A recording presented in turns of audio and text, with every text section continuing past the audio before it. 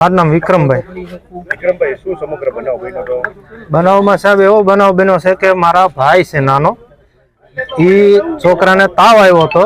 એટલે સરકારી હોસ્પિટલ મોરબી જગાત નાકા કહેવાય, ત્યાં આરોગ્ય કેન્દ્રમાં લઈને જતો હતો. એટલે એ બેડી ચોકડી બાજુથી મારો ભાઈ આગળ ટુ વ્હીલ લઈને આવતો હતો, પાછળ ટ્રક હતું. મારા ભાઈએ ગાડી સાઈડમાં લઈ લીધી. પાછળ વાળાને હાથ ઊંચો કરીને કીધું હોત કે ગાડી ધીમી પાડી, છતાં એ માણસે ધીમી ન પાડી અને આ માણસ સાઈડમાં ઉભો હતો ને એને હડફેટે લઈ લીધો ટ્રક વાળાએ.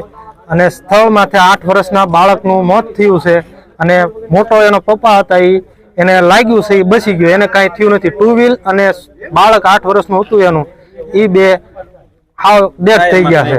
હા, અને આગળના વ્હીલમાં લઈ લીધા, બાળક ઓફ થઈ ગયું છે. ડમ્પર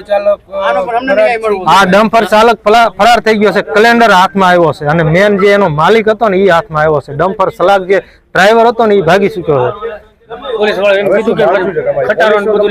પોલીસને અને મીડિયાને અમારી એ જ માંગ છે કે અમને આનો ન્યાય મળવો જોઈએ. અમે નાના માણસો, અમે ઝૂંપડપટ્ટીમાં રહીએ છીએ અને કચરામાંથી ભંગાર વીણીને અમે અમારું ગુજરાન ચલાવીએ છીએ.